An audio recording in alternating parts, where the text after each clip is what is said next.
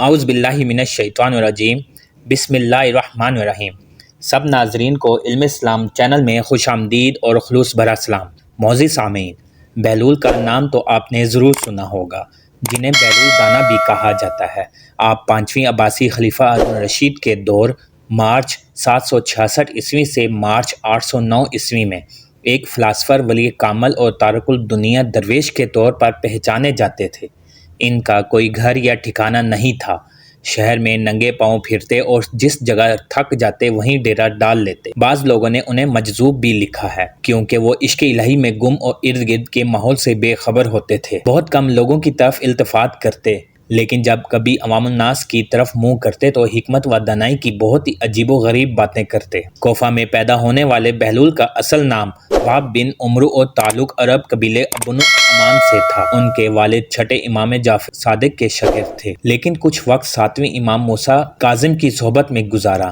بہلول کا شمار بھی امام موسیٰ کاظم کے پیروکاروں میں ہوتا تھا۔ جب خلیفہ ہارون الرشید نے امام موسیٰ کاظم کو قید کرنے کے بعد ان کے تابعین کے خلاف کارروائیاں شروع کی، امام علی مقام نے جواب میں صرف ایک لفظ جیم لکھ کر اپنے عقیدت مندوں کے حوالے کر دیا۔ ہر شخص نے جیم کو اپنے اپنے انداز میں لیا، کچھ نے اسے جلا وطن سمجھا اور بعض نے اس کے معنی جبل یعنی پہاڑوں میں روپوشی لیا، لیکن وہب نے اسے جنون یعنی مجنونیت میں تبدیل کر دیا۔ انہوں نے اپنی شاہانہ زندگی ترک کی اور پھٹے پرانے کپڑے پہن کر گلیوں میں نکل آئے۔ خلیفہ ہارون الرشید سے ان کی ملاقات 188 ہجری میں خلیفہ کے سفر حج کے دوران کوفہ میں ہوئی، جس کا ذکر امام ابن کثیر نے بھی کیا ہے۔ بہلول نے ہارون کو جو نصیحتیں کی، ان سے متاثر ہو کر وہ انہیں اپنے ساتھ بغداد لے آیا، اور پھر بہلول کا ٹھکانہ بغداد کی گلیاں ہی رہیں۔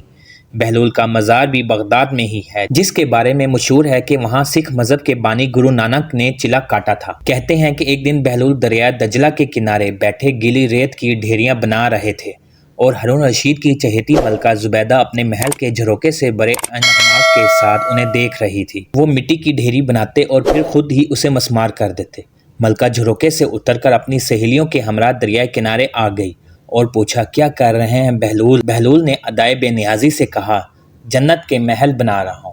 ملکہ نے سوال کیا، اگر کوئی تم سے یہ محل خریدنا چاہے تو فروخت کرو گے؟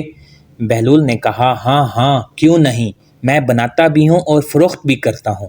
ملکہ نے پوچھا، بتاؤ ایک محل کی قیمت کیا ہے؟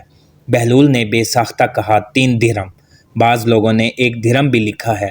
ملکہ کے حکم پر بہلول کو 3 درہم اسی وقت ادا کر دیے گئے۔ یہ واقعہ ملکہ نے اپنے شوہر خلیفہ ہارون الرشید کو بتایا، جسے خلیفہ نے مذاق میں ٹال دیا۔ لیکن رات کو ہارون نے خواب میں جنت کے مناظر دیکھے، جن میں آبشاروں کے علاوہ خوبصورت محلات بھی شامل تھے۔ سرخ یاقوت کے ایک محل پر اس نے زبیدہ کا نام بھی لکھا دیکھا۔ ہارون نے سوچا کہ دیکھو تو صحیح، کیوں کہ یہ میری بیوی کا گھر ہے۔ وہ محل میں داخل ہونے کے لیے جیسے ہی دروازے پر پہنچا، دربان نے اسے روک لیا۔ ہارون رشید کہنے لگا، اس پر تو میری بیوی کا نام لکھا ہے، اس لیے مجھے اندر جانا ہے۔ دربان نے کہا، نہیں، یہاں کا دستور الگ ہے، جس کا نام ہوتا ہے صرف اسی کو اندر جانے کی اجازت ہے، لہٰذا آپ کو داخل ہونے کی اجازت نہیں۔ جب دربان نے ہارون کو پیچھے ہٹایا تو اس کی آنکھ کھل گئی، لیکن بیدار ہونے پر خیال آیا کہ اللہ تعالیٰ نے زبیدہ کے حق میں بہلول کی دعا قبول کر لی ہے۔ چنانچہ وہ ساری رات اسی افسوس میں کروٹیں بدلتا رہا۔ اگلی شام وہ بہلول کو تلاش کرتا درائے کنارے پہنچ گیا۔ بہلول ایک جگہ بیٹھے اسی طرح مکان بنا رہے تھے۔ ہارون نے پوچھا، کیا کر رہے ہیں؟ بہلول نے کہا، جنت کے محل بنا رہا ہوں۔ ہارون نے پوچھا، بیچو گے؟ تو بہلول نے کہا، ہاں ہاں، کیوں نہیں، میں بناتا بھی ہوں اور فروخت بھی کرتا ہوں۔ ہارون نے سوال کیا کہ بتاؤ ایک محل کی قیمت کیا ہے؟ تو بہلول نے جواب دیا، تیری پوری سلطنت۔ ہارون رشید نے کہا، اتنی قیمت تو میں نہیں دے سکتا، کل تو آپ 3 درہم کے بدلے دے رہے تھے اور آج پوری سلطنت مانگ رہے ہیں۔ بہلول دانا نے کہا، خلیفہ، کل بن دیکھے معاملہ تھا اور آج تم محل دیکھ کر آئے ہو۔ خلیفہ یہ سن کر مایوسی سے گھٹنوں کے بل بہلول دانا کے سامنے بیٹھ گیا اور کہنے لگا، حضرت آپ مجھ سے میری ساری سلطنت لے لیں، لیکن مجھے ایک محل دے دیں۔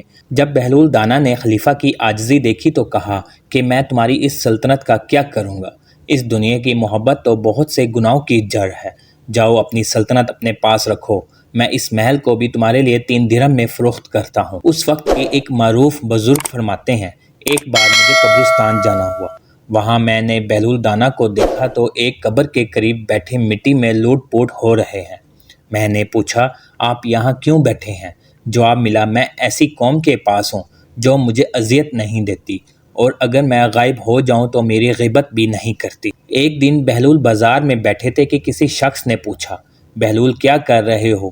تو بہلول نے کہا بندوں کی اللہ سے صلح کرا رہا ہوں۔ اس شخص نے کہا کہ پھر کیا بنا؟ بہلول نے کہا کہ اللہ تو مان رہا ہے لیکن بندے نہیں مان رہے۔ کچھ عرصے کے بعد اسی شخص کا ایک قبرستان کے پاس سے گزر ہوا تو دیکھا بہلول قبرستان میں بیٹھے ہیں۔ قریب جا کر پوچھا بہلول کیا کر رہے ہو؟ بہلول نے کہا بندوں کی اللہ سے صلح کرا رہا ہوں۔ اس شخص نے کہا کہ پھر کیا بنا؟ بہلول نے کہا بندے تو مان رہے ہیں مگر آج اللہ نہیں مان رہا۔ بہلول سے ایسی درجنوں واقعات اور دنائی کی باتیں منسوب ہیں۔ کچھ لوگ اسے کتابی باتیں کہتے ہیں اور بعض اسے روحانیت کی معراج مانتے ہیں، لیکن یہ طے ہے کہ جو بہلول دانا کہہ گئے وہ پتھر پر لکیر ہے۔ بہلول دانا کا مزار بغداد میں واقع ہے۔ آپ کی وفات کے بعد آپ کی یاد لوگوں کے دلوں میں ابھی بھی زندہ ہے۔ عزیز دوستو، امید کرتا ہوں کہ ویڈیو آپ دوستوں کو پسند آئی ہوگی۔ ویڈیو پسند آ جائے تو لائک اور شیئر ضرور کر دیجیے گا اور آنے والی نئی ویڈیوز کے لیے ہمارے چینل کو سبسکرائب کر دیں اور ساتھ میں گھنٹی کے بٹن کو ضرور دبا دیں تاکہ ہماری نئی آنے والی ویڈیوز سب سے پہلے آپ تک پہنچے۔ اللہ حافظ۔